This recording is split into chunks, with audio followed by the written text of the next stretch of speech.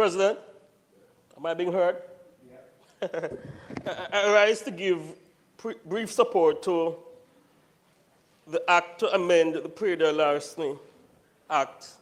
I believe it's a significant move and a step in the right direction towards bringing the legislative framework to a point where farmers can have confidence that when the wicked act of larceny is visited upon them, that the law will be sure in terms of visiting strong punishment on the culprits. President, there is varying data concerning whether strong punishment, major fines, or the extent to which those will act as a deterrent to criminal activity.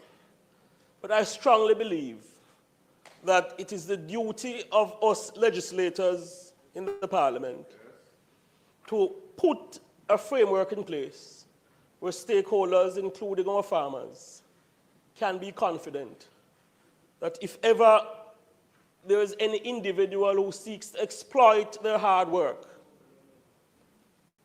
yes, pilfer the investment, chances are, if in fact that individual is caught, there will be strong and in fact draconian punishment. I believe, sir, that the act of larceny is among the more wicked crimes that can be contemplated in any free and democratic society. Farming is hard work. The farmers toil. They invest. Oftentimes, their crops are wiped out by natural disasters or natural occurrences, including drought or hurricane. It is a step in the right direction for the Parliament of Jamaica and the government of Jamaica to put in place legislative measures which may contribute towards removing one potential impediment towards the success of our farmers in Jamaica. I'm confident that this bill will meet its memorandum of objects, which is to act as a deterrent to individuals, criminals who are minded to prey upon the nation's farmers. I'm of the view, sir, that the commitment of the administration of Prime Minister Andrew Holness to our nation's farmers cannot be disputed. And we have put the resources behind the talk. It is the administration of Prime Minister Holness that has invested almost $2 billion via the DBJ, the Development Bank of Jamaica, to support micro, small, and medium-sized enterprises, with a significant portion of that sum earmarked to bolster and support the agriculture industry, and in particular, the nation's farmers. Not too long ago, the Minister of Agriculture, the Honorable Floyd Green, announced that the ministry has earmarked $6 billion to be spent over the next 6 years, to bolster and support the agriculture sector. We put the money where our mouth is. The minister also announced that the DBJ, in partnership with the IDB, the EU, and the NCU, will launch a new initiative in May 2026 to support 25 agricultures across the island to ensure that their lives are easier and they are enabled to contribute greatly or to a greater capacity or a greater extent to the well-being of themselves, their families, and indeed the nation. The minister also announced that just under $400 million has been earmarked for farmers to access small business loans in order to develop their businesses and further contribute to the agricultural enterprise in Jamaica. We believe in putting taxpayers' money in support of our nation's farmers, because agriculture is also among the mitochondrions of the Jamaican economy. That's the belief of the government of Prime Minister Andrew Holness, and I support my colleague, Senator Seaverite, who adumbrated the contribution, the dedication of the government of Jamaica to the well-being of the nation's farmers, cannot be questioned. I believe as we pursue the legislative agenda, it is important that all sectors, the well-being of all sectors, be contemplated. And indeed, our farmers are among the key stakeholders whose future the legislative agenda and the agenda of the executive arm of the Jamaican state must attend to. This bill is one step in the right direction towards showing or exercising our duty of care to the farmers in Jamaica. Like Senator Seaverite, I join in a bit of disappointment concerning the trajectory that this debate has taken.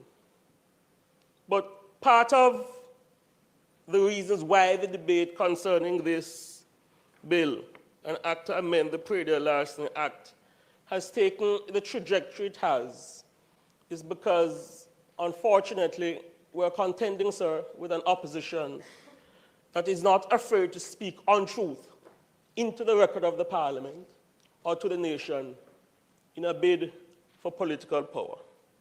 Not too long ago, the opposition spokesman on water took to the political platform and accused the administration of distributing black tanks to a businessman. The businessman came out and he declared that is not so. He bought the tanks on his own accord.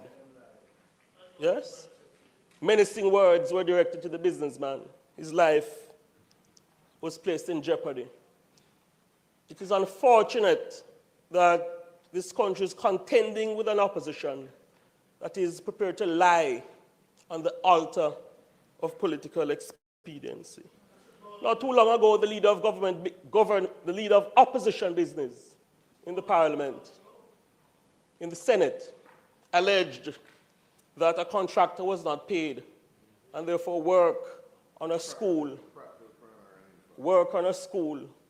was stopped. The contractor said that is not so. It is unfortunate, sir, that as we pursue and perhaps come near to the end of the legislative agenda of the current term, that this country, Jamaica's democracy, is having to contend with an opposition that is prepared to lie on the altar of political expediency. We've heard lies told about the SSL matter, yes?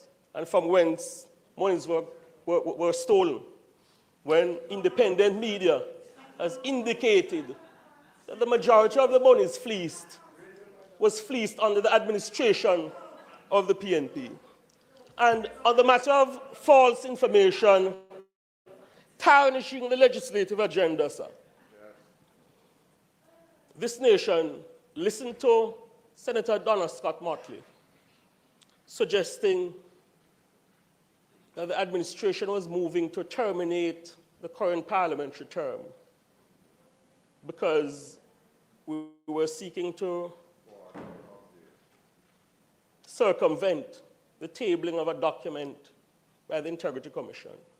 A senator who knows that when a parliamentary term is being brought to an end, there's usually an indication from either the leader of government business of either house, the Speaker, or the President of the Senate. No such indication came. But the senator visited upon a platform and told a barefaced lie that the administration was seeking to circumvent the tabling of the Integrity Commission document. It's unfortunate, sir. All right, hold on a second, Senator Abka Fitz. Let me hear the point of order, Senator. The member is misleading the Senate because the leader of government business in the House conveyed to Philip Baldwell, the leader of opposition business, that the parliamentary year would have come to an end last week. It is on that basis and that information on which Senator Scott Motley has spoken. The parliamentary secretary knows not of which he speaks, but he loved to speak, he spoke it. Thank you, sir. When a parliamentary year... Proceed, Senator Abka. When a parliamentary year is being brought to a close, there is usually a public announcement by a designated officer in the Parliament of Jamaica, whether the leaders of government business in either side, or the Speaker, or the President of the Senate. There's also a notification that's usually sent out to the media. None of that transpired. The suggestion that the administration was moving to terminate the parliamentary year to circumvent the tabling of a document by the Integrity Commission in fulfilling its lawful mandate is a barefaced lie. It is false, and it must be called out for what it is. The senator also used the political platform, sir, to suggest that 8 government parliamentarians are under investigation for a particular offense. Again, absolutely false. And you know what? The print media, credible print media, has corroborated the falsehood of such a statement. It is very unfortunate that the opposition senator sought to use the political platform to cast aspersions on the motives of the government. And again, sir, I reiterate that is to be called out. Not long ago, the Jamaica Observer told us that at least 5 opposition parliamentarians are under investigation for illicit enrichment. The senator using the political platform to spread falsehood on the government of Jamaica is unacceptable, unbecoming, and should not be tolerated. All right, let me hear the point of order. Relevance, because we are debating the amendment to the agricultural, and I'm wondering the relevance of the presentation of the member, because it has no bearing, no connection to the bill. And I urge you, Mr. President, to enforce the standing order. All right, you see, let me say this. No. In fact, I'm surprised that the comment is coming from Senator Morris. Because Senator Morris, you see, when you guys